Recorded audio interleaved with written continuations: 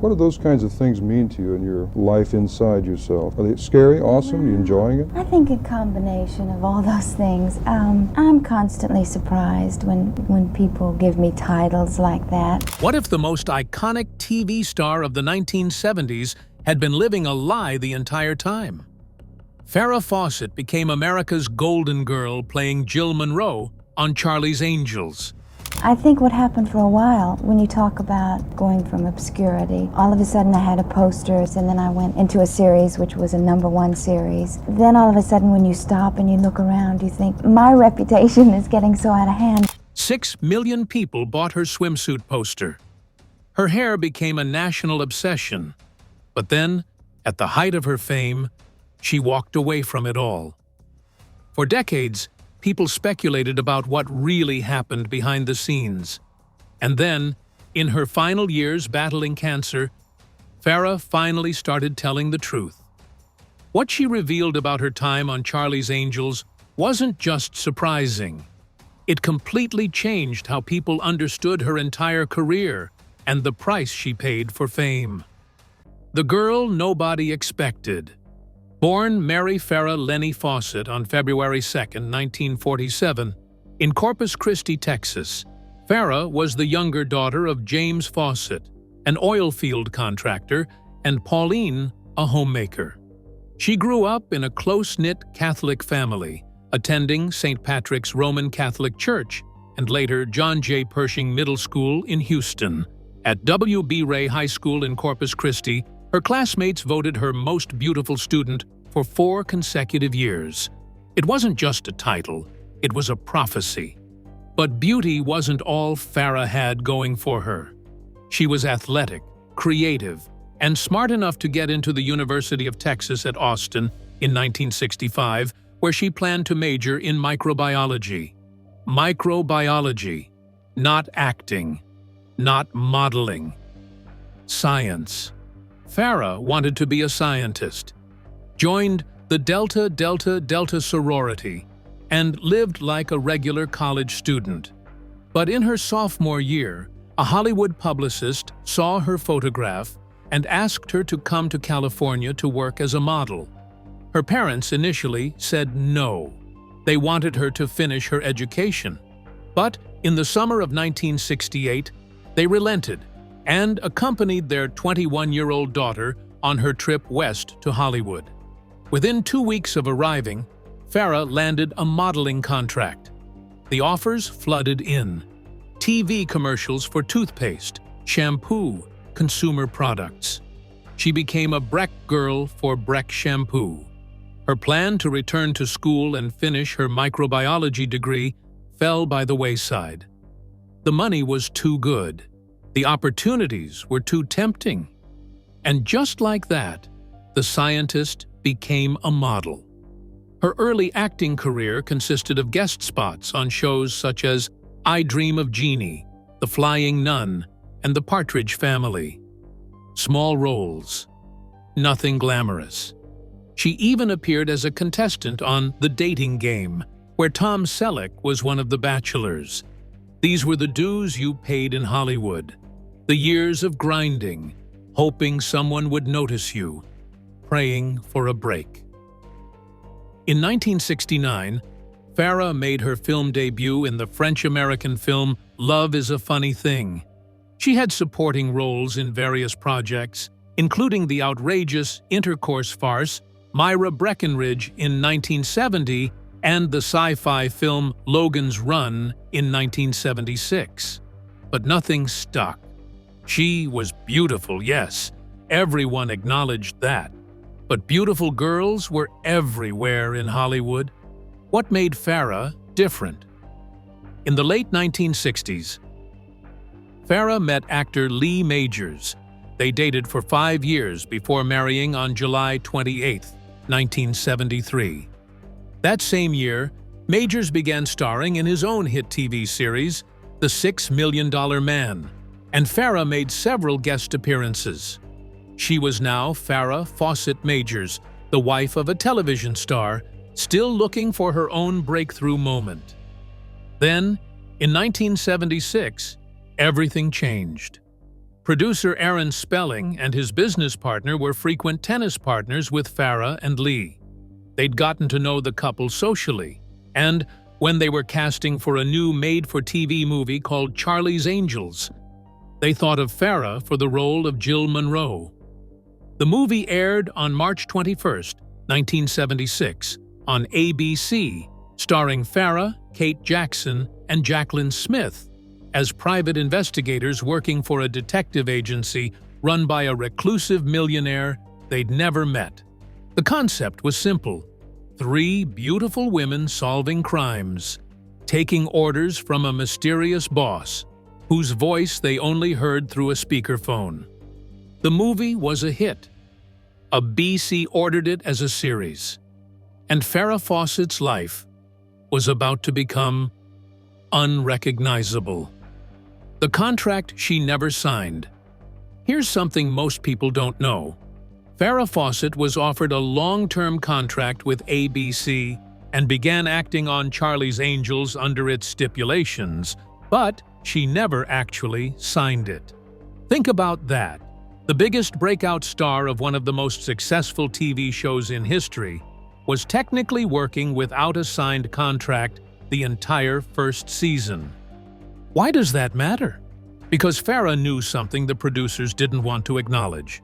She was also a model, and she understood the value of her image. She refused to sign a long-term contract that didn't pay her enough. This wasn't about being difficult. This was about understanding that her face was making millions of dollars for everyone except her.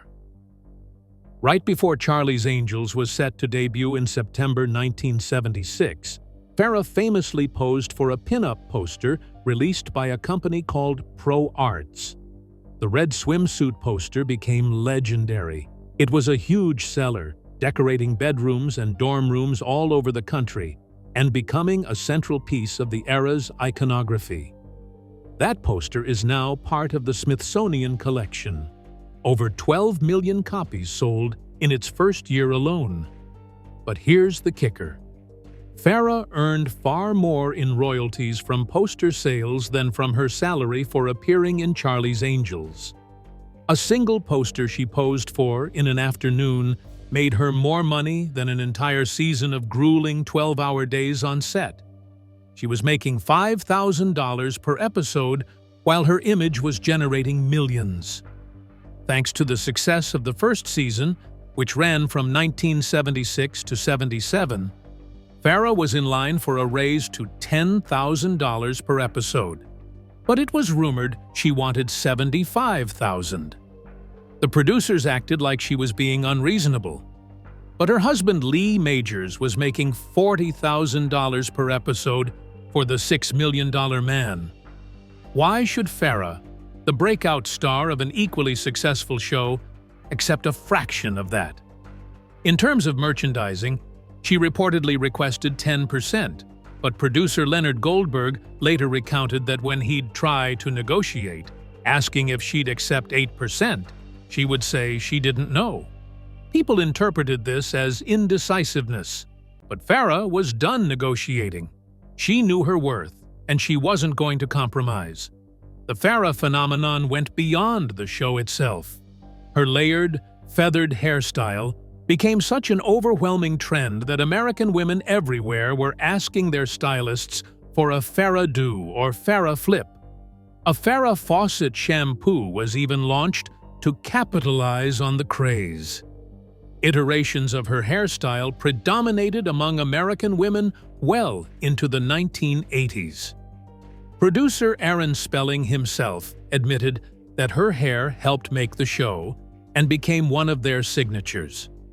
Not her talent, not her performance, her hair. That's what they valued. That's what they marketed. That's what made Charlie's Angels a cultural phenomenon. The clause that revealed everything. The real story of what happened on the Charlie's Angels set goes deeper than money. It goes to the heart of what it meant to be a woman in Hollywood in the 1970s. And one detail reveals just how bad things were. Farrah reportedly had a clause in her contract that said she needed to finish on set in time to go home and make dinner for her husband. Read that again.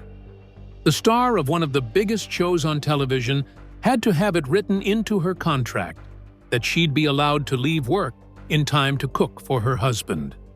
Farrah herself explained it in interviews. She wanted to be home by 6:30 so she could have dinner ready, and that way Lee wouldn't realize she hadn't been home all day.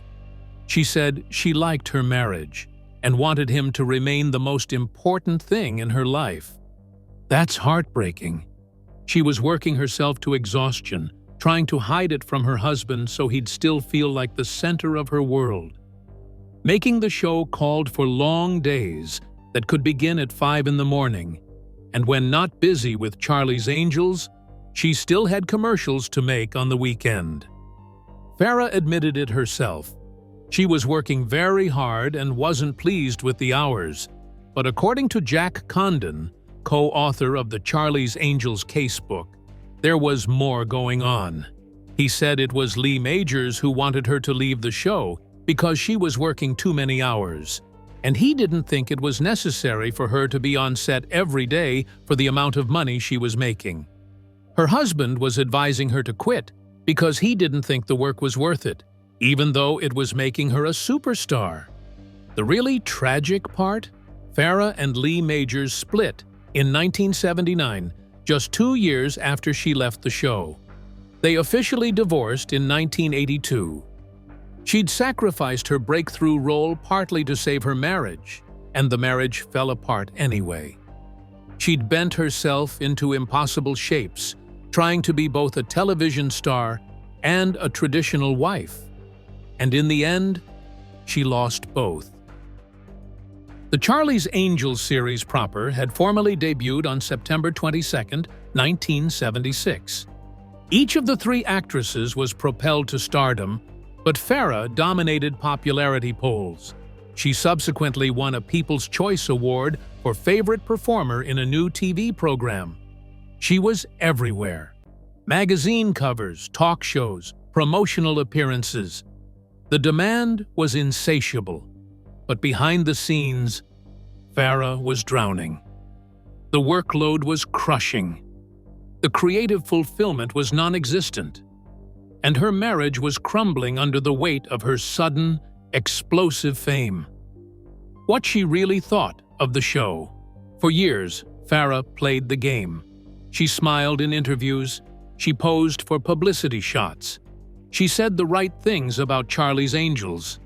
But as time went on, especially near the end of her life, the truth started coming out about what she really thought of her time on the show. Years later, Farrah would be brutally honest about the quality of the show. She said they didn't have the greatest writers in her opinion, and creatively, she felt stifled. So it was time for her to leave. That's diplomatic language for saying the scripts were terrible and the work was unfulfilling. She'd told the Washington Post what she wanted from the role.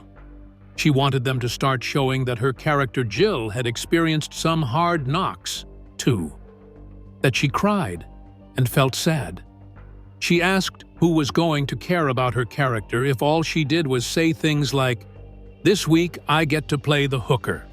Farrah wanted to be an actress. She wanted depth, emotion, real human experiences, but Charlie's Angels was never going to give her that. Farrah understood the limitations of starring on a program that had been labeled Jiggle TV. The show wasn't about acting.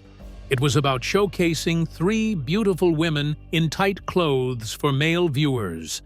The premise was exploitation dressed up as empowerment, and Farrah knew it. In a 1977 interview with TV Guide, she said something that cut right to the heart of it. When the show was number 3 in the ratings, she thought it was their acting. When they got to be number 1, she decided it could only be because none of them wore bras. She knew exactly what the show was, and it wasn't what she'd signed up for. Mike Pingle, who was Fawcett's assistant for 2 years, explained her thinking. At that point, Farrah was confident in her ability to do this kind of work. She wanted to expand her acting. The progression came naturally. And at the end of the first season, she wanted more as an actress. Then he said something that really gets to the heart of it. He acknowledged people might hate him for saying it, but Farrah was done with the cookie-cutter Jill Munroe, the beautiful girl who episode after episode did the same thing. Farrah herself would later reflect on how she became famous. She said she became famous almost before she had a craft, that she didn't study drama at school, but was an art major instead. Suddenly, when she was doing Charlie's Angels, she was getting all this fan mail and she didn't really know why. She didn't think anybody else did either. That's devastating. She became one of the most famous people in the world and she didn't understand why. She knew it wasn't because of her acting ability. She knew it wasn't because of the quality of the show. It was something else entirely, something that had nothing to do with her as a person or an artist. Farrah was creative by nature. She'd majored in art history in college and saw herself working in that field. She sculpted and painted. That's who she really was. As an angel, she didn't have time for those kinds of artistic pursuits. She'd given up who she really was to play a one-dimensional character in tight jeans who kicked down doors and smiled for the camera. The lawsuit that almost destroyed her. On May 4th, 1977, Farrah Fawcett made her final appearance as a series regular on Charlie's Angels. Her departure from the cast was something few fans saw coming, as Farrah had become the series' breakout star. The most popular angel was walking away after just one season. But what happened next was even more shocking. The producers sued her. Farrah got sued for breach of contract to the tune of $7 million. $7 million. That's how angry the studio was that she dared to leave. It wasn't just about the money they'd lose without her. It was about control. It was about sending a message to every other actor in Hollywood. You don't walk away from us. Producer Leonard Goldberg didn't hide his fury. He told Farrah directly that she was leaving them no alternative. He said no one was going to hire her because she was under contract, and if they did hire her, the studio would sue them for inducement of breach. He was threatening to destroy her career. If any other producer tried to hire her, he'd sue them too. And it worked. Farrah later admitted that the whole lawsuit almost sank her, that the industry was furious with her and hostile. She elaborated in another interview, saying she was poison, but that she just wasn't going to give up. That's the reality she faced.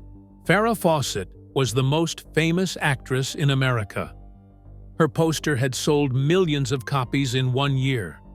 She was on magazine covers everywhere, and Hollywood had blacklisted her for having the audacity to leave a TV show that was making everyone else rich while paying her a fraction of what she was worth.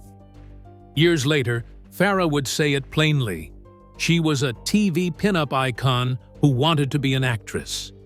That sentence contains so much pain. She'd been reduced to her looks, packaged as an object of fascination, and when she tried to be taken seriously as an artist, the industry punished her for it. Eventually, they reached a settlement. The parties agreed to a deal which would see the actress returning to Charlie's Angels in occasional guest starring roles over the next 2 years. She had to come back and do guest appearances just to make the lawsuit go away. Even after leaving, they still controlled her. Even after she'd walked away to pursue her dreams, they forced her back into the cage. Farrah turned her attention toward film roles, appearing in Logan's Run, Somebody Killed Her Husband, Sunburn, Saturn III, and The Cannonball Run. The early films received lukewarm reviews, and it seemed that her fame might be confined to her television success. The industry that had made her a star was now punishing her for trying to grow beyond the box they'd built for her. But Farrah kept fighting. She was praised for her first dramatic television performance in the 1981 miniseries. Then, in 1983, she returned to the stage in a critically acclaimed performance in the off-Broadway debut of Extremities. In 1984, Farrah earned critical praise as a battered wife in The Burning Bed on NBC, garnering her first Emmy nomination. She was finally being recognized not for her hair or her body, but for her acting ability. The person she became. What really happened on the Charlie's Angels set wasn't one dramatic incident. It was a slow erosion of Farrah's sense of self, her artistic ambitions, and her autonomy. And years later, she reflected on how it changed her. Farrah said she became famous almost before she had a craft, admitting she didn't study drama in school but had been an art major instead. Suddenly, when she was doing Charlie's Angels, she was receiving all this fan mail and didn't really know why. She didn't think anybody else understood it either. That's devastating. She became one of the most famous people in the world, and she didn't understand why. She knew it wasn't because of her acting ability. She knew it wasn't because of the quality of the show. It was something else entirely, something that had nothing to do with her as a person or an artist. Farrah opened up about her upbringing and how it had shaped her response to the pressures of Hollywood. She said she was brought up to be a nice, quiet, polite person, and she'd always had a hard time being forceful. Her natural inclination was to defer to others, particularly men. That was who she was when she started Charlie's Angels, the Texas girl who'd been raised to be accommodating, to put others first, to never make waves. But by 1979, after the lawsuit, after being blacklisted, after fighting to rebuild her career, she'd changed. She acknowledged that people had tried to make her feel guilty about the pinup icon thing, especially in relation to women's liberation. But the funny part, she said, was that she had become a different person. You can't survive that kind of crushing attack and still be an innocent. The Charlie's Angels experience broke something in Farrah, but it also forged something stronger. She learned to fight. She learned to stand up for herself. She learned that being nice and polite and deferring to men would get her nowhere except exploited. The lawsuit, the blacklisting, the struggle to be taken seriously, all of it transformed her from the accommodating Texas girl into a woman who refused to back down. Her career in the 1980s and 90s consisted predominantly of TV movies, but she was consistently challenging herself. She appeared in Between Two Women, Nazi Hunter, The Beate Klarsfeld Story, Poor Little Rich Girl, The Barbara Hutton Story, Double Exposure, The Story of Margaret Burke White, Criminal Behavior, and The Substitute Wife. These weren't glamorous roles. They were character studies, biopics, heavy dramatic material that required real acting chops. In 1986, she took her acclaimed stage performance in Extremities and turned it into a film, which earned her a Golden Globe nomination. In 1989, she played the lead role as Diane Downs in the ABC miniseries Small Sacrifices and received her second Emmy nomination. Then she took on the biopic of photographer Margaret Burke White for TNT, winning the Cable ACE Award for Best Actress. Farrah was proving everyone wrong. She wasn't just a pretty face. She wasn't just the girl with the hair. She was a serious actress, capable of complex, nuanced performances. But the shadow of Charlie's Angels never quite left her.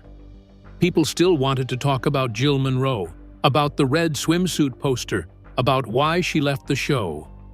The role she'd spent one season playing followed her for the rest of her life. The truth she revealed near the end. Despite the turmoil surrounding her departure, Farrah insisted she had no regrets about how things played out. And in her final years, as she battled anal cancer and allowed cameras to document her struggle in the documentary Farrah's Story, she became even more honest about her life and career. Her co-stars remained loyal to her until the end. Jaclyn Smith, the only angel to stay for all 5 seasons, said something revealing about Farrah. She described her as a true girlfriend, not a competitive girlfriend who wished everybody well. In an industry built on competition and jealousy, especially among women, Farrah stood out for her genuine kindness. Smith added that Farrah was the first to visit her after she had her first child, and she could see her joy because she knew that was Smith's dream, to have children, and the dream had come true. That's who Farrah really was beneath the pin-up icon image. Someone who cared about her friends, who celebrated their happiness, who showed up when it mattered. When Farrah was diagnosed with cancer in 2006, the trio of original angels retained a close friendship that only got stronger. These were the women who'd been there from the beginning, who understood what those years had been like, who knew the truth about what happened on that set. Farrah had lived a full life between leaving Charlie's Angels and her cancer diagnosis. She'd dated Ryan O'Neal on and off for nearly 30 years, having a son named Redmond with him in 1985. Their relationship was tumultuous, marked by Ryan's infidelity and volatile behavior.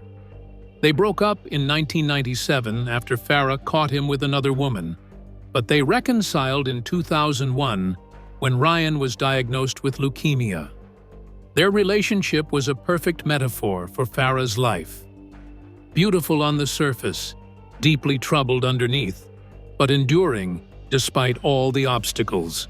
Ryan later said that Farrah had agreed to marry him as soon as she felt strong enough, but she never got the chance. A priest arrived at the hospital to marry them, but administered last rites instead.